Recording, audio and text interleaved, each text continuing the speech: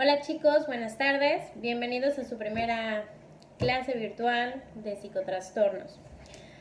Hoy vamos a hablar precisamente de 3 trastornos como lo marca nuestra planeación, que será el trastorno espectro autista, el trastorno de déficit de atención con hiperactividad y los trastornos específicos del aprendizaje.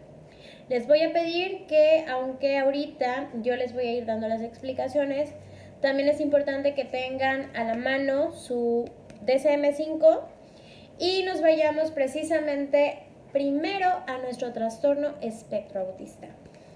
Ya que estén todos en el trastorno, pues pueden darle ustedes pausa, play, rebobinar el video.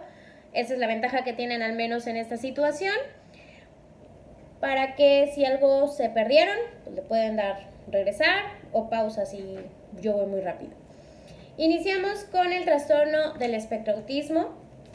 Este trastorno, de manera introductoria, ha sido todo un misterio a lo largo de varios años, ya que actualmente lo han puesto incluso hasta de moda. Digamos que es uno de los temas principales para películas, para series. Creo que se convirtió en un trastorno muy popular debido a tanto misterio y a tanta particularidad y peculiaridad de ese trastorno, sobre todo por los comportamientos, las conductas, el lenguaje que tienen estas personas, estos niños.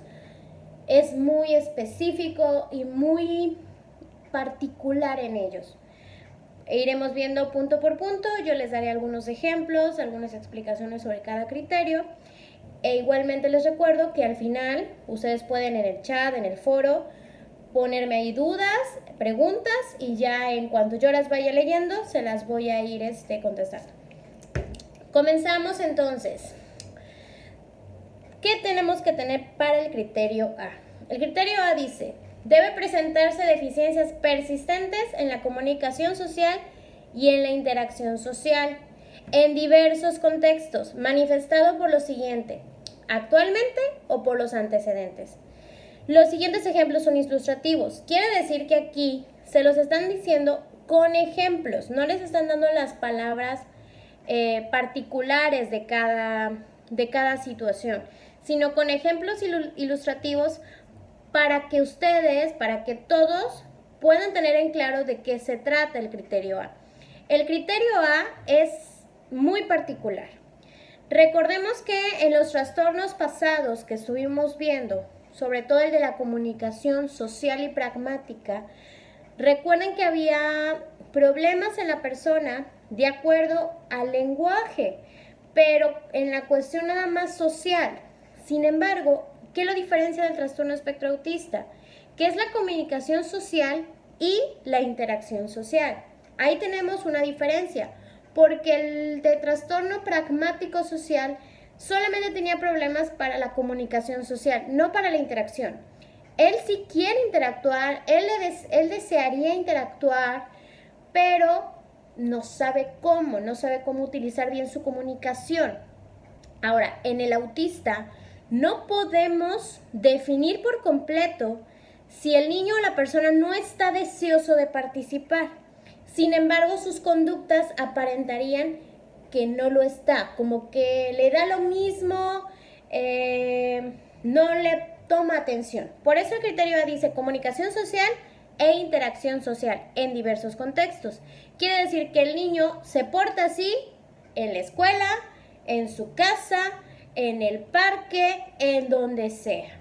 No es como de que, si solamente se comporta así en su casa, o solamente en la escuela no quiere participar, o es que es nada más cuando conoce nuevos niños. No.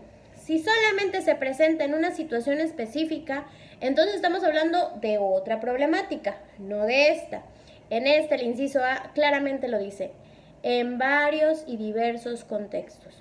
El niño se comporta y permanece igual en todo momento. Ahora, ¿cuáles son esos ejemplos ilustrativos que dice? 1. Las deficiencias en la reciprocidad socioemocional varían, por ejemplo, desde un acercamiento social normal y fracaso de la conversación, en ambos sentidos, pasando por la disminución en intereses, emociones o afectos compartidos, hasta el fracaso en iniciar o responder a interacciones sociales. Estas deficiencias, voy a hacer paréntesis, van a ir de acuerdo al nivel de espectro autismo que el niño presente. Ya hablaremos sobre los niveles más adelante. Sin embargo, en cualquier nivel, sea 1, 2, 3 o 4, vamos a ver esas deficiencias. Sin embargo, cada una con una particularidad en especial. ¿Qué es esto de la reciprocidad emocional que nos marca el primer ejemplo? Cuando nosotros estamos hablando con gente que ya conocemos, con la que convivimos de manera particular, debe haber una reciprocidad emocional. ¿Qué es esto? Ustedes cuando ven a sus amigos, a su familia, pues se ponen contentos o enojados, de acuerdo al sentimiento que sientan por esa persona. Con la mamá, sobre todo cuando estamos hablando de niños pequeños. Con la mamá, un niño en un rango promedio de reciprocidad emocional, cuando ve a la mamá, se pone feliz, está contento, la abraza, le da besos, le dice mami te quiero, o si la mamá le dice ay mi amor te quiero mucho, el niño dice gracias yo también te quiero y la abraza y le da besitos. Ok, en estos niños eso no sucede así. De acuerdo al nivel, puede ser que nada más diga el niño ah gracias, ok, o ya lo sé, o de plano ni te voltea a ver, la ignora, pasa de largo y pareciera que le da igual, como que si su mamá lo quiere o no lo quiere, pues eso a él le da lo mismo y él está en un mundo aparte. Eso es a lo que se refiere este primer inciso con respecto a las deficiencias de reciprocidad emocional. O que si está llegando a un lugar donde alguien le sonríe, pues una reciprocidad emocional es sonreír también. Y ellos no. Ellos te pueden ver como que ¿por qué me sonríes? O de plano, su mirada está en otro lugar. Vamos con el número 2. Las deficiencias en las conductas comunicativas no verbales, utilizadas en la interacción social, varían, por ejemplo, desde una comunicación verbal y no verbal poco integrada, pasando por anomalías de contacto visual y del lenguaje, tanto corporal o deficiencias de la comprensión, el uso de gestos, hasta una falta total de expresión facial y de comunicación no verbal. ¿Qué estamos diciendo ahí? El niño, cuando se comunica o se quiere comunicar, no hay como que algo que cache como que realmente me está comunicando. Por ejemplo, a lo mejor si llega a hablar, puede que hable como si yo estoy hablando con ustedes y en vez de verlos a los ojos estoy viendo al infinito. Y estoy hablando cosas que a lo mejor no tienen nada que ver con la comunicación en el momento. Ejemplo, a lo mejor uno de ustedes me quiere hacer una pregunta o me quiere preguntar sobre el tema. Y en vez de contestarle la pregunta o hablar sobre el tema, yo estoy viendo hacia la pared de aquí enfrente y me pongo a hablar de los delfines, porque los delfines me encantan. Y entonces empiezo a decir que los delfines pueden tener más de 200 dientes y que son cetáceos porque tienen un espiráculo por el cual respiran. ¿Ven? No hay una reciprocidad comunicativa. Yo no estoy hablando del tema que tú quieres que yo hable. Yo hablo de lo que yo quiera. Y además, ni siquiera tú sabes si te estoy hablando a ti o estoy hablando yo sola o a quién. Porque no hay un contacto visual directo.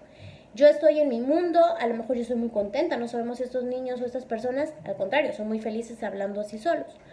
Pero él se ve muy cómodo. O si llega a un lugar y alguien le da la mano para saludarlo, lo va a ignorar, no le va a dar la mano. O sea, despídanse de que eso vaya a suceder. Personas que obviamente con terapia y estimulación pueden llegar a hacerlo, pero antes para la detección es algo tan básico como que alguien te estire la mano y uno se lo da para saludar. Digamos que es una respuesta lógica y esperada, normal comunicativa del ser humano. Ellos no. Ellos requieren de guía para poder llegar a esas resoluciones que parecerían ser lógicas, pero para ellos no lo son. Por lo tanto, si tú le haces así, le dices hola, Puede que te responda y lo más seguro es que no. O sea, una persona con un espectro de autismo no te lo va a responder, no te va a resolver el saludo, no te va a dar la mano, o si te ve llorar, pues puede que nada más se quede viendo, pero no te va a abrazar, no te va a decir, oye, ¿por qué lloras? O te va a consolar. Hay una cero interés en la comunicación no verbal. O sea, él no entiende o puede que no comprenda tu gesto, tu emoción. Incluso ellos son poco expresivos facialmente, a menos que sea el enojo. El enojo y el berrinche y la frustración es la expresión facial que más podemos observar en ellos, porque es la que tienden a sentir más en un ambiente que está sobreestimulado, en un ambiente donde hay mucho ruido o algo que lo altere. Entonces, el enojo y la frustración, ese sí es un sentimiento que se puede observar en su cara. Sin embargo, la felicidad, la tristeza, la preocupación, la compasión no son visibles en su expresión facial. Van a tener casi siempre una sola expresión plana, lineal. Tercer punto, las deficiencias en el desarrollo, mantenimiento y comprensión de las relaciones varían. Por ejemplo, desde dificultades para ajustar el comportamiento en diversos contextos sociales, pasando por dificultades para compartir juegos imaginativos o para ser amigos, hasta la ausencia de interés por otras personas. Agregando lo que ya dijimos anteriormente, ellos no tienen el juego imaginativo a la edad del desarrollo que deberían de ser. Por eso dice, el desarrollo, mantenimiento y comprensión en las relaciones. Un niño de 5 años, 6 años, ya empieza a tener un juego imaginativo, aunque sea con él mismo. Y que sí, aquí tengo a Gusanito y Gusanito va a jugar con Tiger un rato y Tiger entonces llega y le dice, hola Gusanito, ¿cómo estás? Y entonces Gusanito, ay, hola Tiger, yo también ya estoy muy bien, quiero jugar contigo. Ay, sí, claro, ellos no. A ellos pueden tener juguetes, claro que sí, van a tener juguetes. Sin embargo, no los van a jugar como se supone deberían jugar.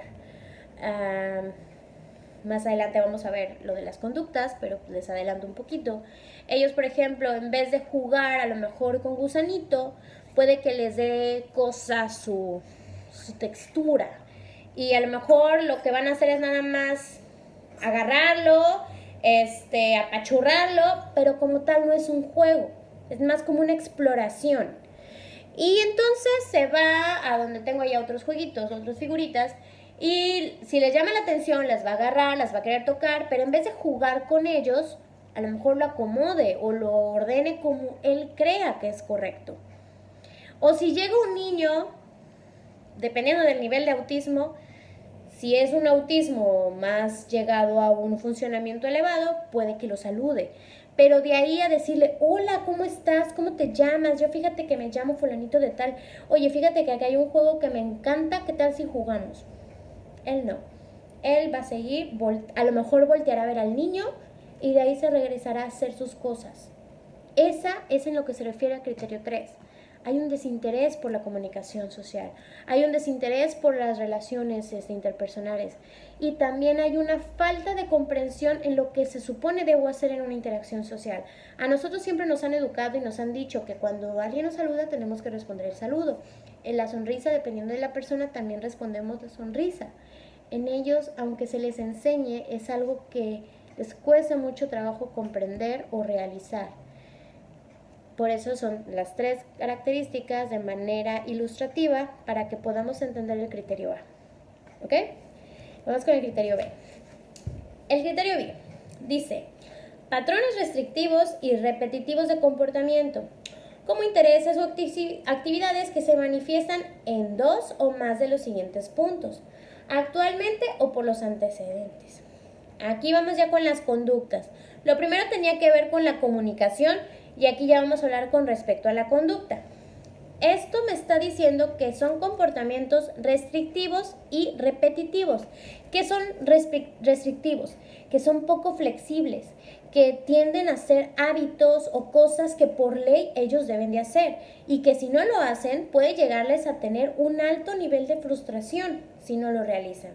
y repetitivos que se presentan constantemente. O sea, si lo hace lunes, martes, miércoles, jueves y viernes, la siguiente semana lo va a volver a hacer lunes, martes, miércoles, jueves y viernes, de manera inflexible. Eso se refiere al punto B. Vamos con qué conductas son las que observamos. Conductas de tipo primeras son movimientos, utilización de objetos o habla estereotipadas o repetitivas, como estereotipas motoras simples, alineación de los juguetes o cambio de lugar de los objetos, la ecolalia o frases idiosincrásicas. ¿Qué es esto de los movimientos y utilización de objetos o habla estereotipada o repetitiva? Como lo que les decía de los juguetitos de hace rato. Un niño a lo mejor le interesan los carros, pero no va a jugar con el carrito y le va a hacer run y va a dar vuelta a la derecha, vuelta a la izquierda. Él no va a jugar así con los carros. Él a lo mejor va a coleccionar los carros y los va a tener ordenaditos a su forma.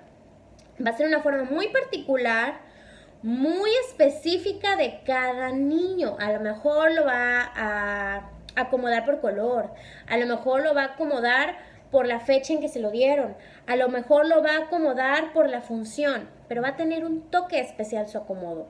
En vez de jugar con los carritos va a ser filas, filas, filas, filas y filas y carritos. O en vez de jugar con el dinosaurio también va a ser filas y filas de dinosaurio o acomodar los dinosaurios de manera diversa por la casa. O sea, como tal no es un juego, es nada más una exploración o un acomodo de objetos.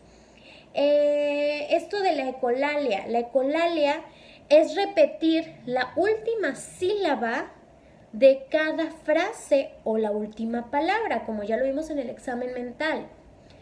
Y lo de las frases idiosincrásticas, estos son las frases o palabras rebuscadas que llegan a manejar estos niños. Pueden a lo mejor algunos tener un coeficiente intelectual alto o elevado. Entonces, en vez de utilizar la palabra común, que todo el mundo utiliza de manera coloquial, ellos utilizan la palabra que digamos hasta es la correcta, la palabra decente. Número 2. Insistencia en la monotonía, excesiva inflexibilidad de rutinas o patrones ritualizados de comportamiento verbal o no verbal. Por ejemplo, gran angustia a cambios pequeños, dificultades con las transiciones, patrones de pensamiento rígidos, rituales de saludo, necesidad de tomar el mismo camino o de cometer los mismos alimentos cada día. Esto es a lo que les decía de que son muy rígidos en su rutina. Si ellos tienen una fijación, la van a seguir manteniendo y de manera inflexible. Parecería que no tiene sentido su hábito, pero lo va a hacer. Así sea de que es que a las 6 de la mañana el niño tiene que desayunar huevos con frijoles. Si es de su gusto, claro. Y entonces, a las 6 de la mañana, él se va a sentar y va a esperar sus huevos con frijoles. Y si a lo mejor ese día no hubo huevos, ese día no hubo frijoles y se lo cambiaron por arroz, es un caos, un verdadero caos, porque no hubo los frijoles o no estaba el huevo como se supone debía de estar. A eso se refiere con la monotonía y la inflexibilidad. Y va más allá de un simple capricho. Realmente le ocasiona un malestar interno frustrante al niño o a la persona, porque no es capaz su pensamiento de ser flexible, es sumamente rígido. Por eso hablo de la diferencia entre una persona, un niño que a lo mejor nada más es berrinchudo y un niño que realmente le está ocasionando una verdadera mortificación el no poder seguir su rutina normal. El número 3, los intereses muy restringidos y fijos que son anormales en cuanto a su intensidad o su foco de interés. Por ejemplo, fuerte apego o preocupación por objetos inusuales. Intereses excesivamente circunscritos o perseverantes. Digamos que son gustos. Aquí está hablando de los gustos y son gustos como que raros. Ese es de lo que se trata el criterio 3 básicamente. Tiene gustos o intereses poco comunes, como que sale así de la norma, que alguien coleccione pelusas o que tenga interés por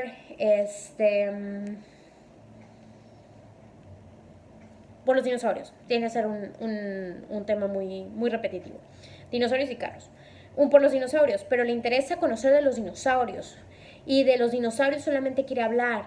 Y si entonces va a un lugar, a fuerzas quiere de que sea de los dinosaurios. Y aunque no se lo pidan, te va a dar un speech, si tiene buen lenguaje, un speech sobre los dinosaurios.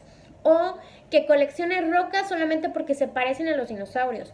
O que coleccione mechones de cabello, de quien sea. Esos son intereses raros, poco comunes, que no tendrían como que un sentido muy lógico. La 4.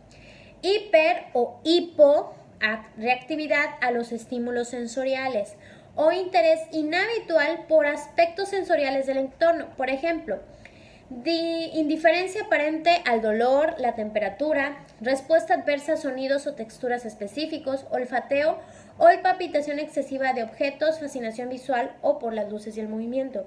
Este tiende a ser algo también muy delicado en ellos. Hay niños que pueden tener hiperreactividad. ¿Qué es hiperreactividad? Que son sumamente sensibles a los estímulos. Que un ruido que puede ser soportable para el promedio común general de las personas, a ellos realmente les lastima, les genera una incomodidad y una molestia extrema que hasta pueden llegar a violentarse debido a tanta frustración, porque ellos lo sienten como una violencia a su cuerpo, un sonido violento o una sensación violenta. O podemos tener el otro extremo, que es una hiporreactividad, donde su umbral está sumamente bajo a la cuestión de que ellos no reaccionan ni al dolor ni a la temperatura. En casos muy graves, puede haber niños o personas que se autolesionan, se rascan y pueden tener en la cara o en el cuerpo ya un hoyo, una lesión, y parece que no les duele. No sabemos si les duele o no les duele, pero pueden tener la carne viva y ahí seguirse rascando y no reaccionan al dolor. Ese es un punto bastante delicado, porque ambos polos son muy malos, porque incluso sonidos que pudieran ser sumamente comunes, para ellos les puede generar mucha frustración, o ya cuestiones muy severas de dolor o temperatura, ellos lo resisten y pueden incluso lesionarse gravemente porque no parecen reaccionar a ese estímulo. Bueno, terminamos precisamente ya el punto B. Igual, si alguien se perdió, le puede regresar. Y también sabe que después de cada tema pueden surgir las dudas y me la pueden preguntar por el chat o el foro. Muy bien, ya terminamos el punto A. Recordamos, punto A tiene que ver con comunicación social e interacción social. Y el punto B tiene que ver con las conductas visibles y repetitivas y monótonas del paciente. Luego, punto C. Los síntomas han de estar presentes en las primeras fases del periodo de desarrollo, pero pueden no manifestarse totalmente hasta que la demanda social recupere las capacidades limitadas, o pueden estar enmascarados por estrategias aprendidas en fases posteriores de la vida. Como les mencionaba en otro trastorno también, que hay algunos que no se les nota desde muy chiquitos, pero que de repente, pum, tienen el bajón y no saben qué sucedió. Bueno, aquí también puede suceder lo mismo. Lo más común es que lo veamos desde etapas muy tempranas, incluso desde los 2, 3 años podemos ver como que ya puntos ahí de atención, pero nunca diagnosticarlo desde los 2 o 3 años, por favor. Todos estos trastornos, recuerden que se pueden diagnosticar un diagnóstico firme a partir de los 6 años.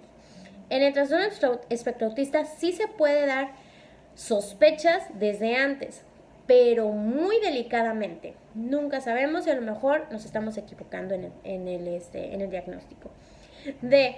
Los síntomas causan un deterioro clínicamente significativo en lo social, laboral u otras áreas importantes del funcionamiento habitual. Creo que aquí no hay duda. Se presentan los síntomas en todas las áreas y en todas las áreas me está presentando problemáticas. E. Las alteraciones no se explican mejor por la discapacidad intelectual o el retraso global del desarrollo. La discapacidad intelectual y el trastorno del espectro autismo con frecuencia coinciden para hacer diagnósticos de comorbilidades de un trastorno del espectro autismo y discapacidad intelectual. La comunicación social ha de estar por debajo de lo previsto para el nivel general del desarrollo. Esto me está diciendo que a veces, no siempre, dice generalmente, pero no siempre, puede parecer un previo diagnóstico de una discapacidad del desarrollo, pero no necesariamente aparte pueda tener espectro autismo. Punto. Puede haber un niño que sea espectro autista y aparte tenga discapacidad intelectual. No sé si me voy explicando. O sea, puede ser que primeramente tenga un diagnóstico de discapacidad intelectual y después sea ya confirmado un espectro autismo sin discapacidad intelectual. O puede ser un espectro autismo con discapacidad intelectual. Estos sí pueden combinar, porque sí hay niños con discapacidad intelectual y aparte que son autistas, pero no es una ley. Esto va a depender mucho de las evaluaciones posteriores que se le hagan a estos niños para poder evaluar su capacidad cognitiva, la cual es muy difícil. Y es muy difícil porque recuerdan que les dije que estos niños son únicos y repetibles, cada uno es súper diferente al otro. Entonces, como aparte tenemos deficiencias de lenguaje, comunicativas y de relación, pues evaluarlos cognitivamente puede ser muy difícil, porque algunas requieren de hablar, de interactuar, y pues eso es lo que les hace, lo que tenemos problemas con ellos. Entonces, sí se puede, es difícil, sin embargo, no necesariamente alguien con espectro autismo tiene discapacidad intelectual, ¿vale? Nos vamos a la siguiente. A los pacientes con un diagnóstico bien establecido, según el DSM-4 del trastorno autista, enfermedad de Asperger o trastorno general del desarrollo no especificado de otro modo, se les aplicará el diagnóstico de trastorno del espectro autismo. Los pacientes con deficiencias notables de la comunicación social, pero cuyos síntomas no cumplen los criterios de trastorno del espectro autismo, deben ser evaluados para diagnosticar el trastorno de la comunicación social pragmática, que era con el que luego se puede llegar a confundir. Aquí en esta nota me está diciendo que ya no existen Asperger, trastorno autista, ni el desintegrativo infantil o el generalizado del desarrollo. Ya no existen. No existen porque desaparecieron. No existen porque ya todos los integraron dentro del trastorno espectro autista. En el DSM-4 había un nombre para cada cosa. En este queda uno solo. Llamamos a todo trastorno espectro autista y simplemente lo dividimos en niveles. Bueno, nos vamos a ir a la tabla donde vienen los niveles de gravedad del trastorno del espectro autismo. No sé si ya lo vieron. Tenemos grado 3, grado 2 y grado 1. Va. ¿Cuál es la gravedad del grado 3? Comunicación social. Las deficiencias graves de las aptitudes de comunicación social verbal y no verbal causan alteraciones graves del funcionamiento, inicio muy limitado de las interacciones sociales y respuesta mínima a la apertura social de otras personas. Por ejemplo, una persona con pocas palabras inteligibles